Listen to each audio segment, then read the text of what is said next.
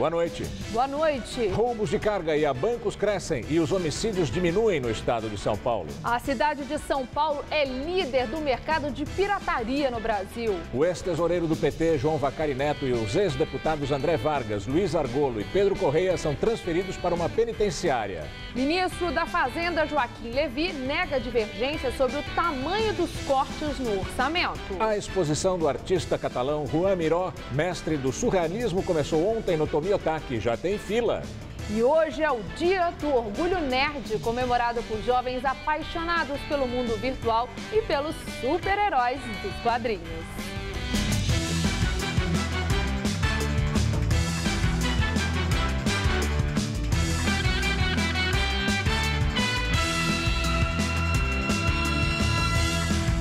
Uma pesquisa divulgada hoje mostra que 1/3 dos brasileiros já comprou algum produto contrabandeado. A cidade de São Paulo é o maior mercado desses produtos ilegais. A região da Rua 25 de Março é um dos principais pontos de comércio popular do país. Aqui, milhares de pessoas circulam todos os dias, vindas de diferentes cidades. Maria é de Ubatuba, no litoral paulista, e veio em busca de preço baixo. O que a senhora costuma comprar aqui na 25 de Março? Um pouquinho de cada coisa, tipo lã, que a gente está vendo agora, material para artesanato. Roupa, acessórios, mais barato, e as roupas tem bastante variedade do que você for numa loja. Um levantamento encomendado pelo Instituto Brasileiro de Ética Concorrencial, com apoio do Movimento em Defesa do Mercado Legal Brasileiro, comprovou que para 53% dos brasileiros, o preço mais acessível é a principal vantagem na hora da compra. O brasileiro sabe diferenciar o produto verdadeiro e original quando comparado a um de origem duvidosa. É preciso desconfiar de um produto que custa menos, muito menos. Verificar se ele não pode ter sido feito no fundo de quintal. Os preços chamam a atenção, mas desconfie da qualidade. Paguei, acho que R$15 no relógio da Tomy aqui. Não tinha garantia alguma. Não uso mais até hoje. Porque quebrou a pecinha e eu não troquei. 43% dos entrevistados disseram ainda que a baixa qualidade é a maior desvantagem quando levam o produto para casa. Na Santa Efigênia, região de comércio popular, a maior parte das vendas não tem nota fiscal nem garantia. Tem uma loja que eu conheço, já sei mais ou menos como funciona o produto deles. Precisar trocar, esquece. Aí vou gastar o dobro, aí eu prefiro abrir mão. Para o Fórum Nacional contra a Pirataria e a Ilegalidade, cerca de 100 bilhões de reais foram perdidos em todo o ano passado, só com o contrabando em todo o país. Desse total, 32 milhões seriam referentes à sonegação de impostos. Nesse cenário, 68 milhões de reais deixaram de ser distribuídos para indústrias de vários setores aqui no país. Para os especialistas, a melhor solução do problema é fiscalizar as fronteiras do país e, assim, evitar que esses produtos cheguem facilmente às lojas brasileiras. A ilegalidade na comercialização de produtos que não cumprem os mínimos requisitos legais impedem um ambiente concorrencial, leal e competitivo por parte das indústrias. Os roubos a bancos e de cargas cresceram em São Paulo no mês passado em relação ao mesmo período do ano passado. Os dados foram divulgados hoje pela Secretaria da Segurança Pública. Das modalidades cujos índices pioraram aqui na capital, o destaque ficou para roubo a banco. O número de ocorrências triplicou em abril deste ano em comparação ao mesmo período do ano passado. Segundo o secretário de Segurança Pública, Alexandre de Moraes, as ações criminosas estão mais concentradas no interior das agências e não mais em estouro de caixas eletrônicos. O roubo de carga também cresceu, quase 20%, comparando-se os primeiros 4 meses de 2015 com o ano anterior.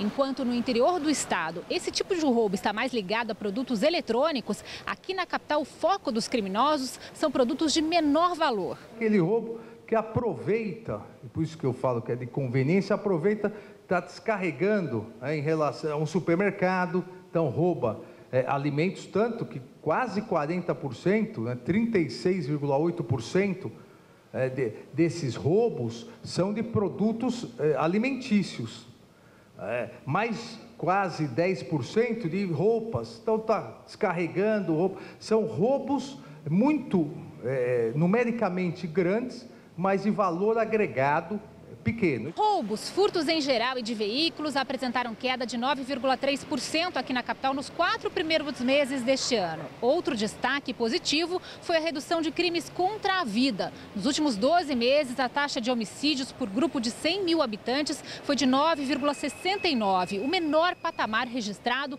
desde o início da divulgação dos dados em 2001 e abaixo do limite considerado endêmico pela Organização Mundial de Saúde. Os latrocínios recuaram 28%. Foram 38 casos de janeiro a abril deste ano e 52 no mesmo período do ano passado. Para mim, um latrocínio é um número expressivo. O ideal é nós não termos latrocínio. Obviamente, 30 latrocínios no estado é expressivo, a nossa meta é diminuir cada vez mais. Motoristas de micro-ônibus conveniados à EMTU, que é a Empresa Metropolitana de Transportes Urbanos, fizeram um protesto hoje de manhã no centro de São Paulo. A manifestação não chegou a bloquear a via. Cerca de 50 micro-ônibus ficaram estacionados na Rua Boa Vista, no centro de São Paulo, onde fica a Secretaria de Transportes Metropolitanos. Os motoristas conveniados à EMTU reclamam de uma decisão judicial que impede a circulação desses veículos na região da Bacia de Juqueri, nos municípios de Cotia, Itapevi, Jandira, Barueri e Santana do Parnaíba, na Grande São Paulo, onde, segundo o sindicato da categoria, 38 veículos transportam cerca de 500 passageiros por dia cada um. Uma comissão foi atendida na secretaria. Os trabalhadores dizem que estão há quase 15 dias sem poder circular e que alguns veículos chegaram a ser apreendidos. Eles dizem também que a população desses municípios está sofrendo com a falta dessa opção de transporte. Em nota, a EMTU informou que o presidente da empresa, Joaquim Lopes, se reuniu hoje com representantes de 28 operadores de micro-ônibus e que, acatando uma decisão judicial, estuda uma maneira de redistribuir os operadores. Uma nova rodada de negociações está marcada para a próxima quinta-feira. Ministro da Fazenda nega que tenha pensado em sair do governo. Joaquim Levy disse também que não houve divergência sobre o tamanho do corte no orçamento. Os rumores de que Levy deixaria o governo foram levantados após ele não participar da coletiva de imprensa na sexta-feira, na qual o ministro Nelson Barbosa anunciou corte de quase 70 bilhões de reais do orçamento deste ano. Hoje, Levy confirmou a versão do governo federal, dizendo que estava com gripe e classificou os boatos de alvoroço. Eu realmente estava, não sei se gripado, resfriado, enfim, mas estava lá um pouquinho. Mas enfim, não, gente, não tinha nenhuma divergência, não tinha nada. Não sei, assim, houve um certo alvoroço em cima dessa história. Segundo Levy, como as receitas não estão próximas do previsto, o governo precisou cortar na carne, mas com muita cautela e equilíbrio. Ele também disse que o valor do corte foi adequado. O ministro pediu agilidade na tramitação das medidas de ajuste fiscal no Congresso Nacional. Segundo ele, o empresariado não quer privilégios, mas precisa de clareza para se preparar para o segundo semestre. Eles querem avançar e por isso que delongas não favorecem a retomada do crescimento. O ministro da Casa Civil, Aloísio Mercadante, também defendeu o ajuste fiscal. Segundo ele, as medidas provisórias não retiram direitos dos trabalhadores e sim corrigem supostas distorções no sistema previdenciário. Nós temos que criar uma cultura que as pessoas crescem na vida trabalhando. E não a ideia que eu ganho mais quando eu saio do trabalho, que é o que nós temos hoje, para algumas situações. Há uma distorção, pois seguro-desemprego 74% no primeiro emprego. E o abono salarial, o trabalhador faz jus desde que ele trabalhe um ano. E vamos agora ao comentário de economia com Denise Campos de Toledo. Levy e Mercadante juntos na coletiva, com discurso alinhado, tentaram abafar a especulação quanto à insatisfação do ministro da Fazenda em relação aos cortes do orçamento. Levy fez questão de dizer que os cortes foram definidos com cautela e equilíbrio. Só que ele mesmo está preocupado com a queda de arrecadação diante do enfraquecimento da economia e afirmou que delongas na aprovação das medidas que podem facilitar o ajuste, se referindo às discussões no Congresso, não favorece o crescimento. Na verdade, nada está garantido. nem as medidas que têm de ser votadas nesta semana para não caducarem, nem a eficácia dos cortes de gastos anunciados sexta passada. Podem ser necessárias mais medidas, como aumento de impostos para garantir a meta fiscal. Até a posição de Levi já não parece tão segura assim. Enquanto isso, o país segue mergulhado em dificuldades. As projeções para este ano não param de piorar. O mercado, segundo o relatório Focus do Banco Central, prevê a inflação em 8,37%, variação do IPCA, sendo que o teto da meta é 6,5%. Para assegurar uma boa queda daqui para o ano que vem, os juros vão continuar subindo. Já se espera que a taxa básica, Selic, chegue a 13,75% agora em junho. E isso no ambiente de recessão, com a retração do PIB prevista em 1,24%. A saída para gerar mais atividade é atrair capital externo, dinheiro privado para as concessões de infraestrutura, como em transportes. Já não dá para contar com recursos públicos. Como disse Levi, o dinheiro acabou. Agora, não basta falar em abertura para o capital privado sem um marco jurídico confiável e menos restrições ao ganho. O histórico não é bom. São as intervenções danosas no setor elétrico, é a exigência do conteúdo nacional que afeta a competitividade, é o controle da Petrobras na exploração do pré-sal, quando a própria estatal diz não ter como bancar. Enfim, continua difícil acreditar em um cenário mais benigno em 2016. A correção de rota ainda está bem emperrada. Eu volto na quinta. Até lá. Milhares de jovens sonham com a profissão de modelo. Realizar esse desejo para quem vive na periferia pode ficar mais fácil graças a um projeto que caça talentos. Sonhar em frente ao espelho de casa pode ser o começo de tudo. Eu penso muito, assim, que eu vou conseguir alcançar lugares altos. Milão, Paris, Semana de Moda, que é o que eu acho muito legal. Gabriela mora no Jardim Ângela, na periferia da capital paulista. Aqui vive com os pais, que apoiam o desejo da filha, mas ficam em cima. A mãe sempre fica com o coraçãozinho apertado, mas eu fico tranquila nessa parte, porque eu sei que é o que ela quer. E realizando esse sonho na vida dela, eu vou ficar muito feliz também. A gente nunca fala para ela parar, para desistir disso, mas sempre incentivando que ela continue estudando, para vir cursar uma faculdade, né? Sim, ela estuda, está no último ano do ensino médio. Aos 17 anos de idade, adora sapatos altos, o cantor Justin Bieber e suas musas inspiradoras Adriana Lima e Gisele Bündchen. Fazer um sonho virar realidade não é tarefa fácil, depende de uma série de fatores como sorte, persistência e preparação. E é justamente nesse quesito que um projeto aqui em Paraisópolis, na Zona Sul, tenta dar uma mãozinha para garotos e garotas que, assim como a Gabriela, imaginam um dia brilhar na passarela. Só precisa ter mais de 15 anos de idade, mas qualquer pessoa pode participar das oficinas do Periferia Inventando Moda. O projeto já realizou desfiles dentro da favela, com estilistas de peso. De pensar que essa história toda começou há 1 ano, durante as aulas do Alex na faculdade. Dá oportunidade para quem quer ser modelo, em participar e de ter essa experiência. Uma vez por mês, no céu de Paraisópolis, os aspirantes a modelo aprendem a desfilar, interagir com as câmeras e até a lidar com os sentimentos. Um apoio psicológico valioso para quem tenta entrar num mundo tão competitivo. A gente ensina o grupo a ficar feliz porque um participante ganhou destaque. Então a gente trabalha aqui como se fosse um time. Os talentos da periferia vêm de várias partes para experimentar se esse é mesmo o caminho que querem trilhar. Muitos vão embora, não se encontraram, mas tem sempre sangue novo. Muitas pessoas me falaram, vai, porque você não aproveita, vira modelo, aí resolvi vir. Sempre tem um diamante aqui dentro, você tem que procurar e polir bastante para dar o brilho certo. A Gabriela está desde o começo do projeto e já aprendeu bem mais do que andar de maneira elegante.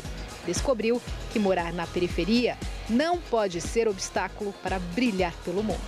O perfil dela é sim, é para brilhar mesmo.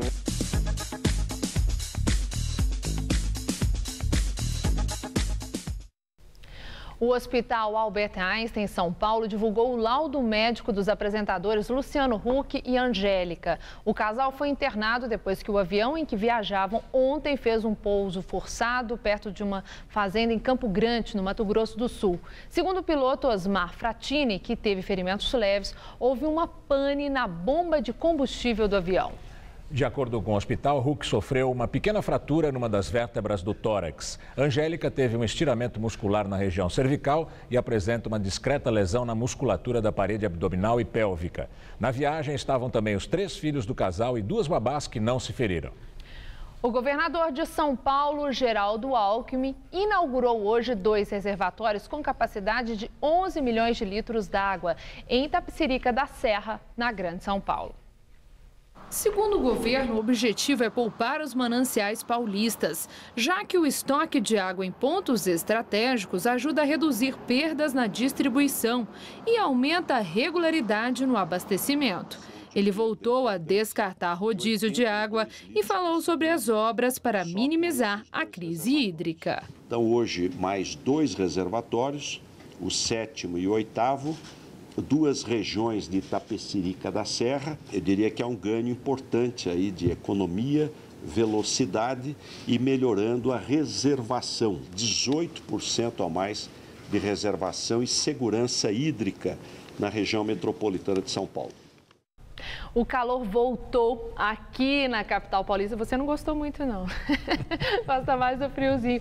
A madrugada foi a mais quente do mês, com mínima de 17,5 graus. Segundo a meteorologia, uma forte frente fria deve trazer chuva e as temperaturas devem cair a partir de quinta-feira. Vamos à previsão com Luciana Magalhães.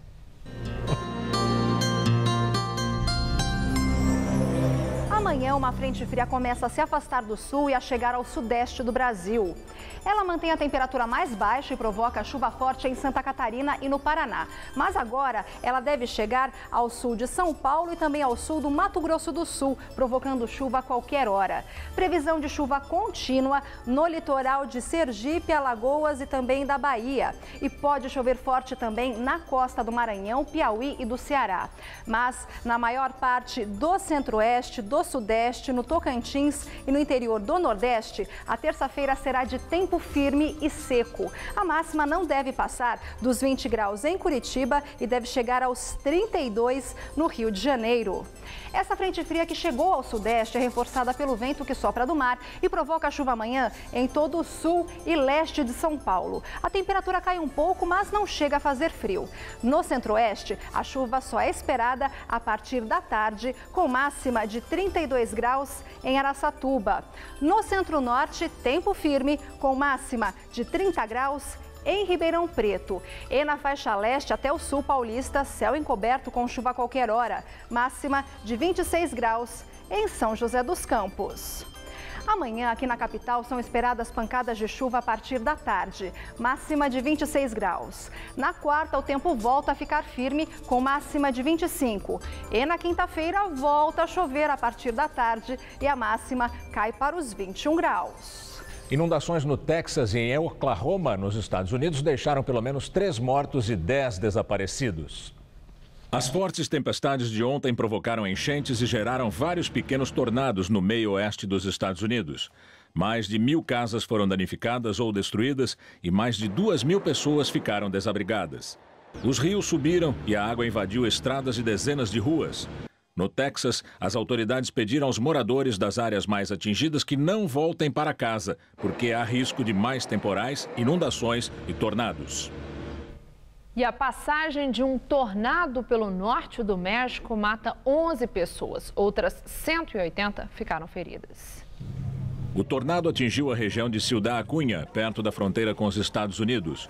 As autoridades dizem que 1.500 casas foram destruídas. Vários veículos tombaram. Soldados do exército foram enviados à região para ajudar nos resgates. Já uma onda de calor extraordinária matou ao menos 500 pessoas na Índia. Com temperaturas entre 43 e 47 graus, os hospitais de 2 estados no sul da Índia estão lotados com pessoas sofrendo os efeitos da onda de calor. O governo tem pedido aos cidadãos que se hidratem e evitem sair às ruas. As altas temperaturas atingem a região desde o mês passado, mas muitas mortes ocorreram na última semana. De acordo com o Departamento Meteorológico da Índia, a previsão é de que a onda de calor continue nas próximas 2 semanas. Juristas e professores protocolaram hoje o pedido de impeachment do governador do Paraná, Beto Richa, do PSDB. quase 6.000 pessoas assinaram o documento que foi entregue na Assembleia Legislativa. O grupo acusa o governador tucano de crime de responsabilidade por permitir que os policiais massacrassem grevistas no dia 29 de abril. Naquele dia, a polícia paranaense reprimiu com muita violência um protesto dos professores. 200 pessoas ficaram feridas. A violência policial derrubou o comandante da PM e os secretários da Segurança e da Educação. O pedido de impeachment vai ser analisado pelo presidente da Assembleia Legislativa, Adhemar Traiano, que também é do PSDB. Ele vai decidir se arquiva ou não a solicitação. E vamos agora ao comentário de política com Bob Fernandes. Nesta semana, a Câmara deve começar a tocar a reforma política. Diante dos principais envolvidos, será milagre se não piorar o que já é um desastre. No comando, Eduardo Cunha e Renan Calheiros, presidentes da Câmara e Senado. Cunha e Renan só pensam em sobreviver e mais poder. Ambos investigados por corrupção no esquema Petrobras, os principais movimentos da dupla têm como objetivo alianças que os livrem da investigação ou de futura punição. Cunha é a favor da continuidade do financiamento de campanha por empresas. Quando a empresa paga uma campanha, o eleito costuma devolver com favores. Esse financiamento é uma das bases do toma lá da cá e escândalos que atingem todos os partidos que disputam e têm poder real. O PMDB é a favor do distritão. Enfraquecidos, PT e PSDB podem se unir em torno do distrital misto e há quem queira distrital simples. O que significa tudo isso? Quase ninguém tem a menor ideia do que essa gente está falando, salvo políticos, experts e alguns dos jornalistas e marqueteiros ou vice-versa. Eduardo Cunha, por exemplo, quer eleições apenas de 5 em 5 anos e para todos os cargos ao mesmo tempo. Tocar num sistema que alimenta a corrupção, no que permite dezenas de partidos de aluguel, nem pensar. Nas redes sociais, onde milhões podem debater, predomina a mistura do profundo ignorar com ódios que clamam por um divã. O que já se sabe com a reforma ameaçando chegar ao plenário. Salvo slogans, o principal interessado, que deveria ser o eleitorado, desconhece do que se trata, seus efeitos ou defeitos. Para tentar ganhar corações e mentes, tambores e chefes de torcida alimentam o princípio de sempre. Vale o que valeu para cotas, mais médicos, Bolsa Família, ciclovias, cães Beagle, PT, PSDB, Chico Buarque, o Luciano Huck, a Angélica e por aí. Ligado à binária lógica de viseiras, esse princípio se resume assim: ser contra o que o adversário defende ou ser a favor do que sua torcida cobra, venha lá o monstrengo que vier. Boa noite. O juiz federal Sérgio Moro autorizou a transferência de mais 4 pessoas presas na carceragem da Polícia Federal em Curitiba. Elas foram levadas para o Complexo Médico Penal em Pinhais, na região metropolitana da capital paranaense. A medida vale para os ex-deputados André Vargas, Luiz Argolo e Pedro Correia e para o ex-tesoureiro do PT, João Vacari Neto. Além de Cerveró, continuam na carceragem da Polícia Federal o doleiro Alberto Youssef, a doleira Nelma Kodama, o publicitário Ricardo Hoffmann e o empresário Milton Pascovitch, que seria o elo de José Dirceu no esquema de corrupção na Petrobras. O empresário deve ser ouvido amanhã pelos investigadores. Com a transferência, já são 9 presos da Lava Jato no Complexo Médico Penal, entre eles o ex-diretor de serviços da Petrobras, Renato Duque, e também o lobista Fernando Soares, conhecido como Fernando Baiano. O ex-ministro da Fazenda, Guido Mantega, voltou a ser hostilizado na capital paulista. O caso ocorreu na noite do último sábado, ao sair de um restaurante italiano em Pinheiros. Segundo o jornal Folha de São Paulo, depois de jantar com a mulher, ele foi provocado e vaiado. Mantega tentou responder, mas não conseguiu. É a segunda vez que o ex-ministro é hostilizado. Em fevereiro, ele deixou a lanchonete do Hospital Albert Einstein após pessoas gritarem para que ele fosse embora. Há uns 15 dias, mais ou menos, Alexandre Padilha, ex-ministro da Saúde, foi hostilizado num restaurante aqui em São Paulo. Agora, pela segunda vez, Mantega foi hostilizado em local público. Depois dos insultos nas redes sociais, bandos de amiguinhos apoiam essa hostilidade, que tem muito de grosseria e nada de política. Aliás, confundem a política, em que a discussão deveria ser de ideias, com o estádio de futebol. São torcedores cegos, sem qualquer raciocínio. Por isso, nunca vaiaram Maluf, Collor, Fleury. Afinal, torcedores nunca vaiam quem é do seu próprio time, não é? São Paulo recebe mais uma grande mostra de arte. Foi aberta neste fim de semana a exposição do artista catalão Joan Miró. São mais de 100 pinturas, algumas inéditas, além de gravuras e esculturas de um dos mestres do surrealismo. Domingo de manhã e já tem fila em São Paulo. Mas quem se importa? A gente fica em fila de banco, fica em fila de ônibus, fila de metrô, pelo menos a gente vai ver um Miró, né? Vale a pena ficar na fila. O mestre do surrealismo começou a carreira durante a Guerra Civil Espanhola. O mundo vivia o horror da Segunda Guerra e Joan Miró expunha em cores o seu olhar sobre a vida. Traços marcantes, feitos por um adulto provocativo, mas com a sutileza e a liberdade de uma criança. Você vê essas obras que parecem criança, mas você vai tentar fazer, você não consegue. Se uma criança faria igual, como ele costumava dizer, pouco provável, mas elas gostaram. Ele faz umas obras muito bonitas e eu gostei bastante. Miró tinha uma característica única, deitava as telas no chão e pintava em pé. Só assim ele conseguia alguns efeitos, como esses respingos. Você olhando para baixo, você acaba perdendo a profundidade. Então ele usava a tela no chão ou a gravura fazia no chão, porque dava essa possibilidade do inesperado. Entender essa explosão de cores é uma experiência muito particular. Aqui, por exemplo, o artista pintou um rato vermelho com manta. Já esses aqui são cabeças e pássaros. E o que nitidamente seria outro pássaro, ele na verdade pintou mulher na noite. Dá para imaginar o que passava na cabeça do Miró quando ele pintava essas coisas? Não, difícil. Acho que nem ele mesmo deveria saber ao certo. Acho que ele procurava não passar nada pela cabeça, deixar fluir.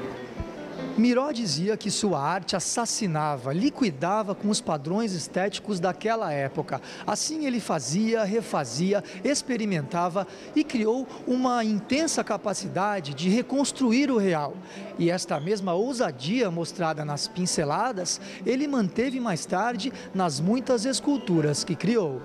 Miró utilizava objetos de verdade e dos mais improváveis, como moldes, uma colher, uma garrafa e até uma lata de tinta com uma cabeça de boneco em cima.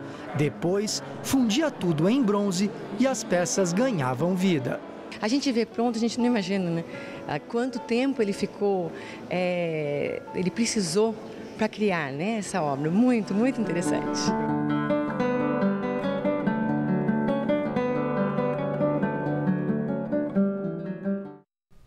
A exposição Joan Miró, A Força da Matéria, pode ser vista até o dia 16 de agosto no Instituto Tomi Otaki, em Pinheiros, zona oeste da capital. Os ingressos custam R$10, mas às terças-feiras a entrada é gratuita.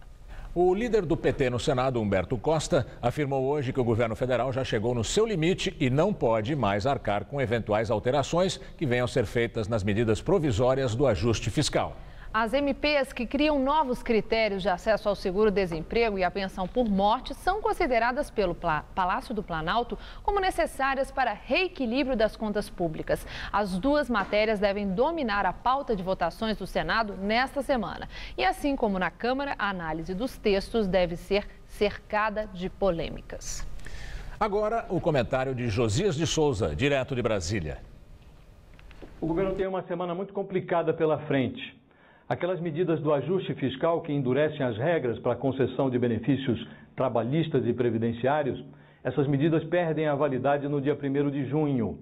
Significa dizer que se o Senado não aprová-las ao longo desta semana, todo aquele esforço que o governo teve para aprovar essas medidas na Câmara, tudo isso vai para o beleléu, que seria muito ruim para o Palácio do Planalto. Diante desta semana complicada, o governo teve que montar hoje, no início da semana, uma coreografia para desfazer um mal-estar que foi criado na última sexta-feira, com a ausência do ministro Joaquim Levy, na entrevista em que foram anunciados aqueles cortes bilionários de quase 70 bilhões de reais no orçamento de 2015. O ministro queria um corte maior e não foi à entrevista, mandou o seu recado dizendo que estava insatisfeito. Entendido o recado, o Palácio do Planalto hoje montou toda uma coreografia para mostrar que está tudo normal. O ministro esteve com Dilma Rousseff e com outros ministros que integram a coordenação política do governo. Depois desceu, foi ao encontro dos jornalistas, deu uma entrevista do lado de Aloysio Mercadante, o chefe da Casa Civil, de quem ele divergiu na definição dos cortes. Mostrou que está tudo normal, que não pensou em se demitir e disse Joaquim Levy que não foi à entrevista de sexta-feira porque estava gripado. Hoje, o ministro estava muito bem.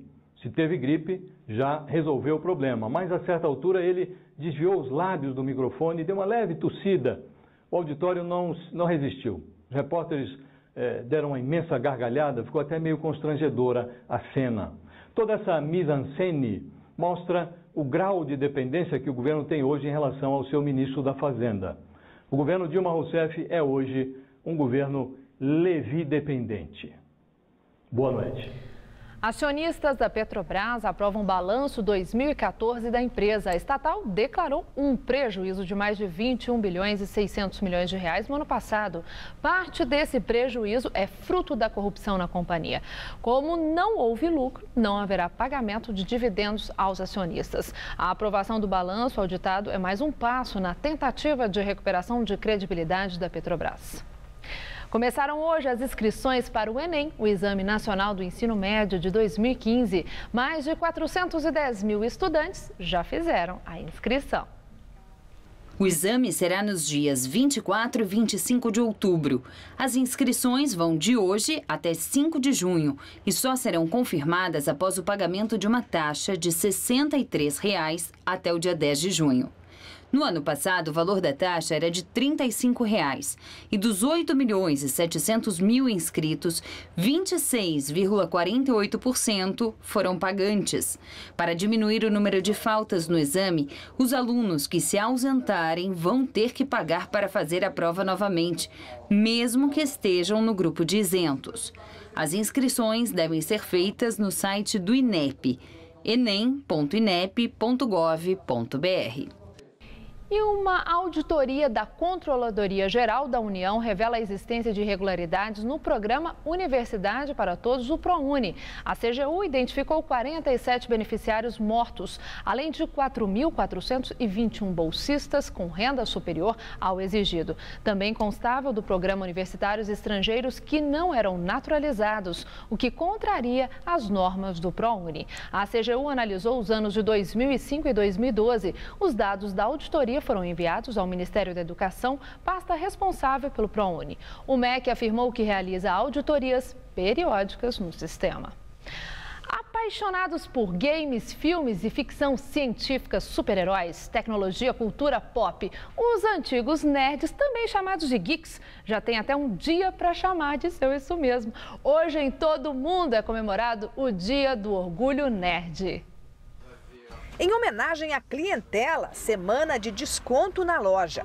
Nerd, aquele tipo de antigamente, tímido, estudioso, solitário, está bem diferente agora. Nerd hoje é o cara pop. É a pessoa que é engajada nos assuntos, tem várias amizades, tanto em redes sociais como fora delas, participam de diversos encontros, é o cara que joga futebol, tem namorada, leva uma vida comum com qualquer pessoa. O conceito de nerd ainda está relacionado a quem se interessa por determinados filmes, games, séries de TV. Mas esse universo ultimamente ficou tão ampliado que pode reunir na mesma categoria fãs do personagem do game de ação, da banda de rock dos anos de 1970 e do carinhoso extraterrestre do cinema. Na realidade, eles são de universos diferentes, de mundos diferentes, mas eles se encontram todos numa cultura pop, nerd, geek, que está muito presente nos dias de hoje. Nerd mesmo é aquele cara que quer saber mais sobre o específico. Tem o filme do Exterminador do Futuro. A pessoa comum simplesmente assiste o filme e acabou. A pessoa nerd, ela assiste o filme, ela compra um quadrinho do Exterminador do Futuro, ela vê o roteiro do filme, vê a construção da cena, vê o documentário do diretor. Fascínio que se torna palpável na loja de brinquedos para colecionar. Eu piro nos detalhes que essas action figures têm.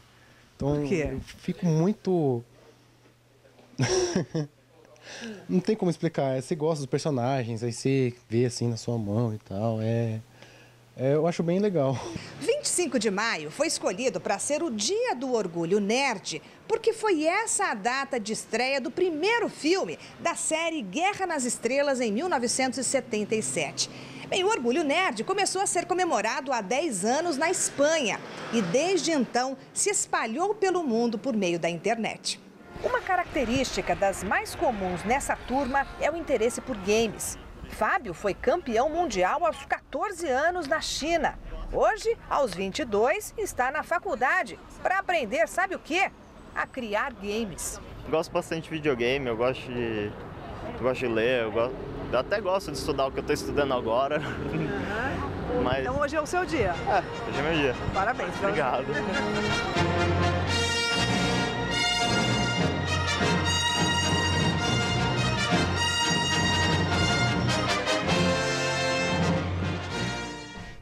Vamos agora à entrevista do dia com Rodolfo Gamberini.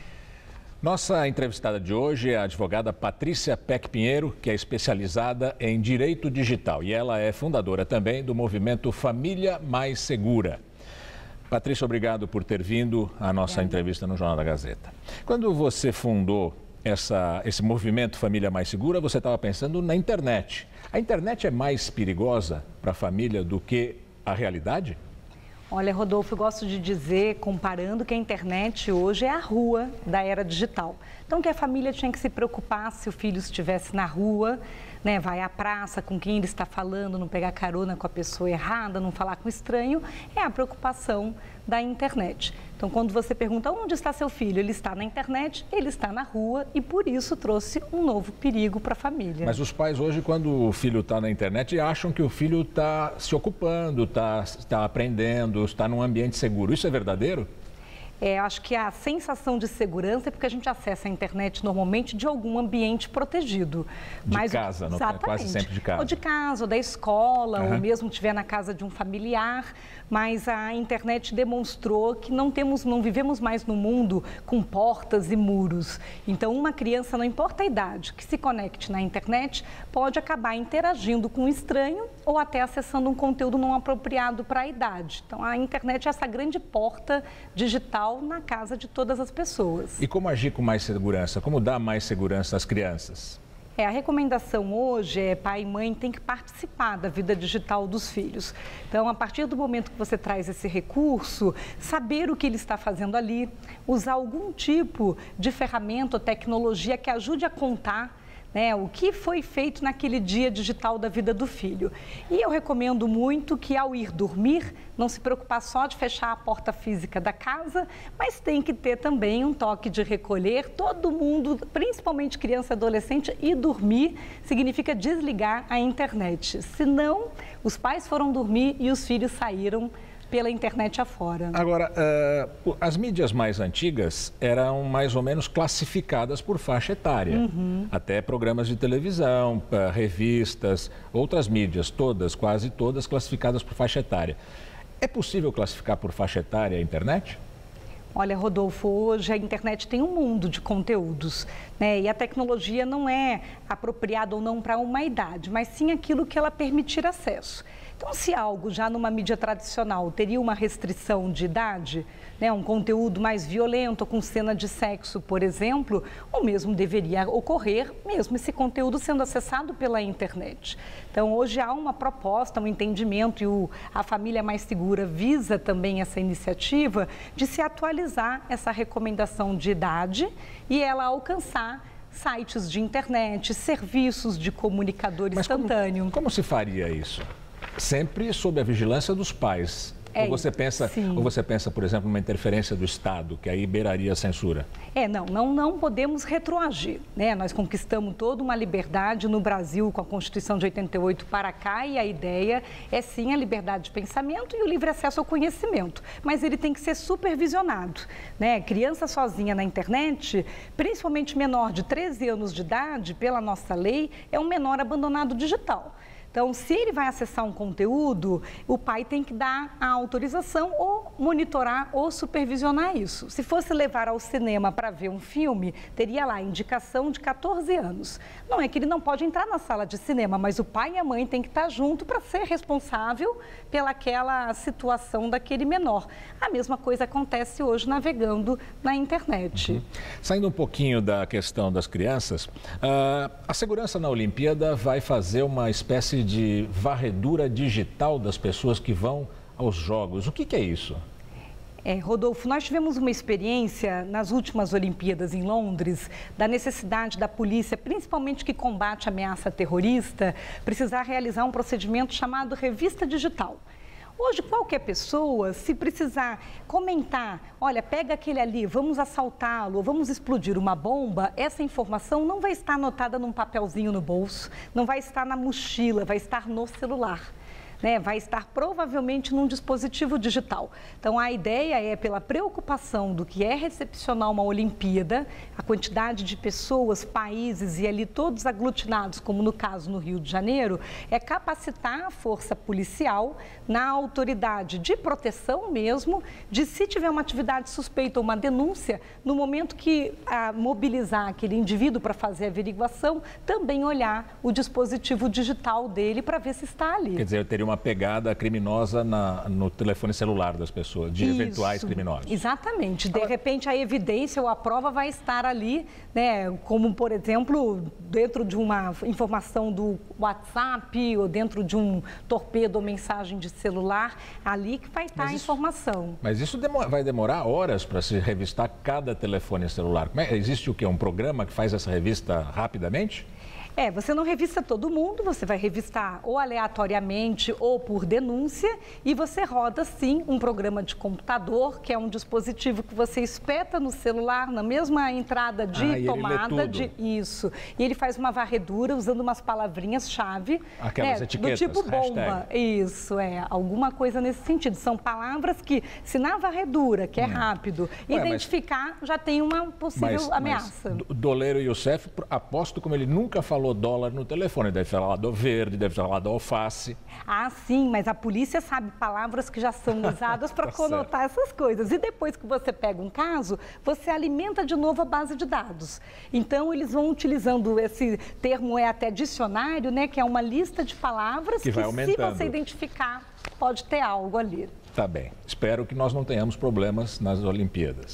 Nós todos brasileiros, na Olimpíada, nós todos esperamos que seja tão tranquilo do ponto de vista da visita do turista como foi a Copa, exatamente. Muito obrigado, então, à advogada Patrícia Peck. Boa noite.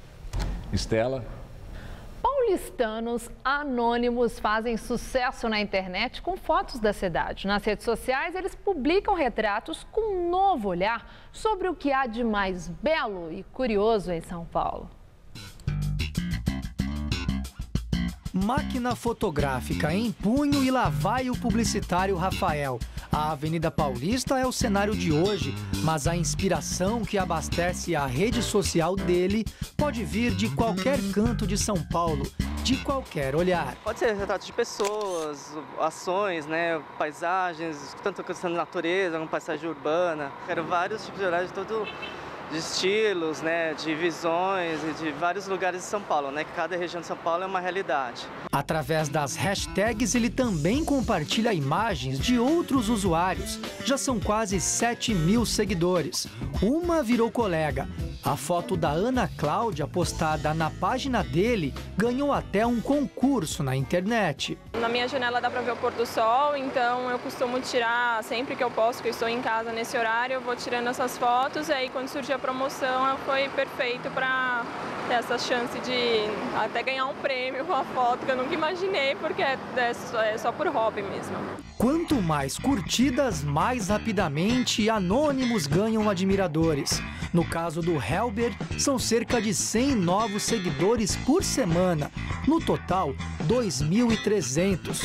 Morador de São Mateus, na Zona Leste, ele também criou um perfil só com fotos de São Paulo e com um fascínio especial por prédios históricos, como o Museu do Ipiranga. Procuro retratar isso. A arquitetura, os detalhes, mostrar pra galera que São Paulo não é só só tem prédios modernos e tal. Outra que entrou nesta onda foi a Flávia. Ela nasceu na Moca, hoje trabalha aqui no centro de São Paulo e há 20 dias criou um perfil na rede social para publicar as fotos dela. A diferença e o curioso é que, além do telefone celular, ela também utiliza uma câmera GoPro, que filma e tira fotos em grande angular. A lente proporciona ângulos curvos e perspectivas únicas. Pontos conhecidos saltam aos olhos de quem, muitas vezes, não tem tempo para apreciar o que está ao seu redor. As pessoas andam aqui olhando para o chão, né? Elas não olham para cima, não olham para o lado, então elas não notam as belezas que tem aqui. Muitas vezes não reconhecem nas fotos um lugar que é tão íntimo, tão próximo da realidade delas, simplesmente por não ter o hábito de observar. O perfil tem pouco mais de 150 seguidores, mas se depender do empenho dela, as curtidas só tendem a aumentar. A reação das pessoas em geral tem sido: nossa, nem parece que é o mesmo centro que eu conheço.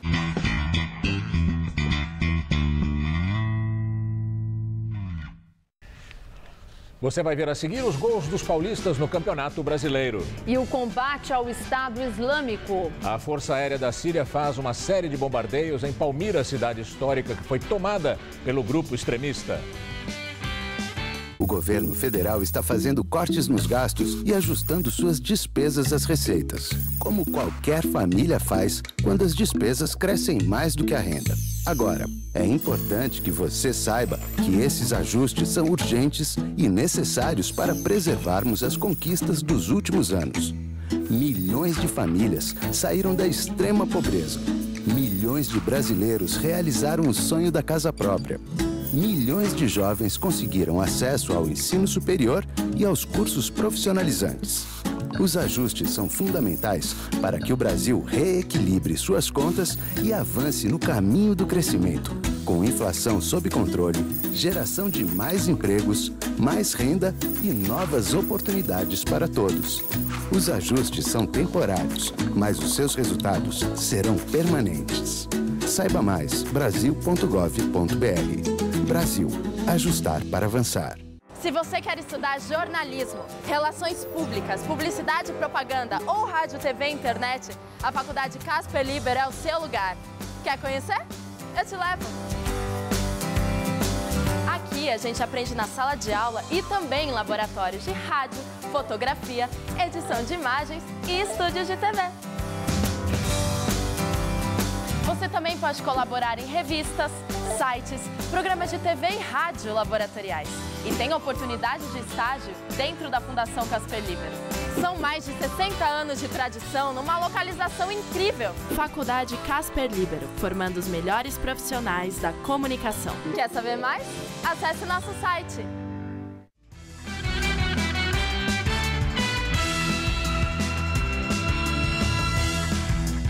E agora as notícias do esporte com Rodolfo Gamberini e Celso Cardoso. E os nossos times paulistas foram mal na rodada do fim de semana do Brasileirão. Só o São Paulo venceu, hein, Celso? Pois é, Gamberini venceu e ainda não convenceu, mas foi sem dúvida o melhor paulista na rodada. Os outros grandes não venceram. O Corinthians ficou no 0-0 com o Fluminense no Rio de Janeiro. O Santos perdeu da Chapecoense em Santa Catarina. E o Palmeiras caiu em casa e segue sem vencer no campeonato.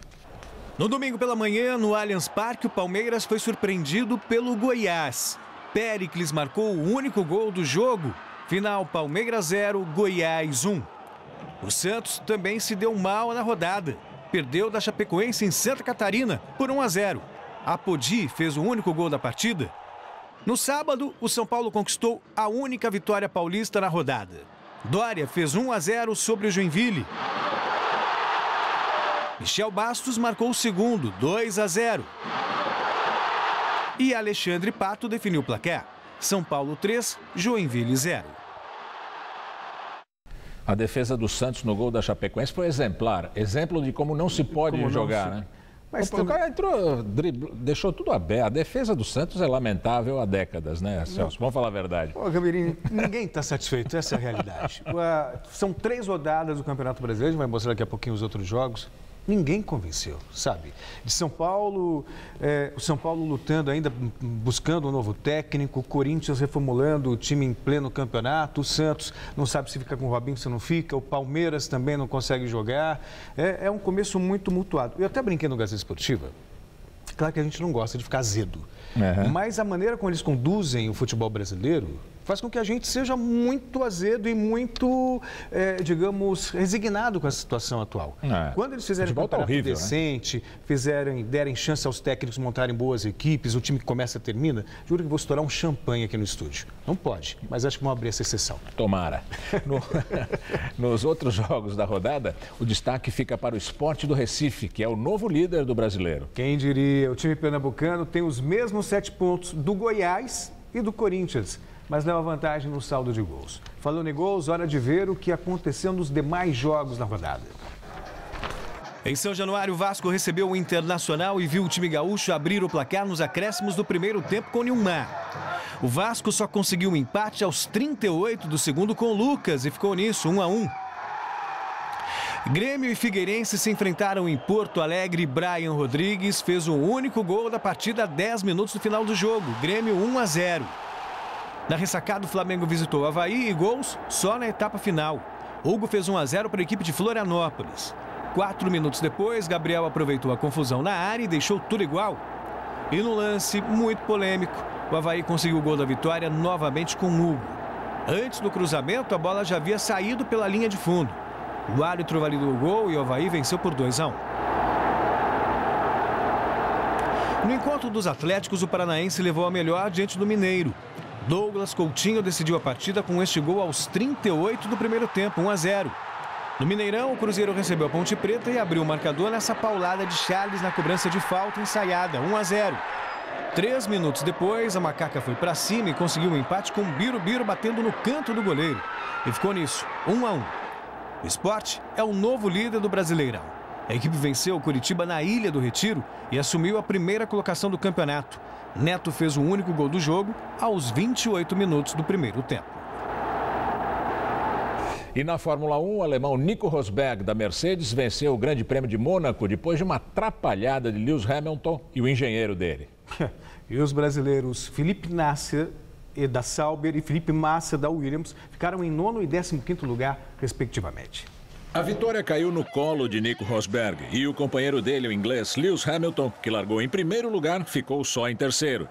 Hamilton liderou a prova por 64 voltas, mas acabou perdendo o primeiro lugar por um erro dele e da Mercedes. Depois de um acidente com outro piloto, Hamilton aproveitou para trocar os pneus, na esperança de manter a liderança. Mas Rosberg e Sebastian Vettel da Ferrari, que não pararam, acabaram ultrapassando o inglês. Muito irritado, Hamilton subiu no pódio insatisfeito com o terceiro lugar e saiu antes do estouro do champanhe. Também não ficaria com uma cara diferente do Hamilton, não. Obrigado, Celso. Boa noite. Boa noite. Estela. Ex-primeiro-ministro de Israel é condenado por corrupção pela segunda vez. O Tribunal de Jerusalém condenou Ehud Olmert a 8 anos de prisão por ter aceitado o suborno de um empresário americano em troca de favores políticos. Ele era acusado de corrupção, fraude e abuso de confiança. O ex-premier já havia sido condenado a 6 anos de prisão por outro caso de corrupção. Olmert foi o primeiro-ministro de Israel entre 2003 e 2006. Força Aérea da Síria realiza pelo menos 15 ataques à cidade de Palmira. A região histórica foi tomada pelo Estado Islâmico na quarta-feira passada. Vídeos postados na internet mostram imagens do bombardeio. O Observatório Sírio de Direitos Humanos informou que os jihadistas mataram mais de 200 pessoas na região desde o último dia 16. Os alvos dos ataques de hoje do regime sírio foram prédios importantes invadidos pelos combatentes do Estado Islâmico. Este foi o bombardeio mais intenso desde que os extremistas conquistaram a cidade de Palmira. O grupo detém o controle da fronteira sírio-iraquiana e declarou um califado no território. A polícia da Malásia encontrou 139 covas em 28 acampamentos abandonados por traficantes de pessoas. O chefe da polícia, Abubakar, declarou que os campos estão situados em uma área montanhosa da selva, na fronteira entre a Malásia e a Tailândia. Equipes forenses estão em busca de corpos, mas ainda não é possível afirmar quantas pessoas foram enterradas nesses locais.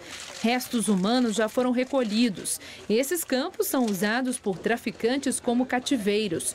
Muitos imigrantes vítimas do tráfico são muçulmanos que fogem da perseguição em Mianmar, além de bengaleses. A descoberta agrava ainda mais a crise humanitária na região. O Jornal da Gazeta termina aqui. A edição de hoje pode ser vista daqui a pouco no site tvgazeta.com.br/Jornal da Gazeta. Mais notícias no Jornal da Gazeta, edição das 10. Uma excelente noite para você. Até amanhã. Nós voltamos amanhã às 7 da noite em ponto. Boa noite e até lá.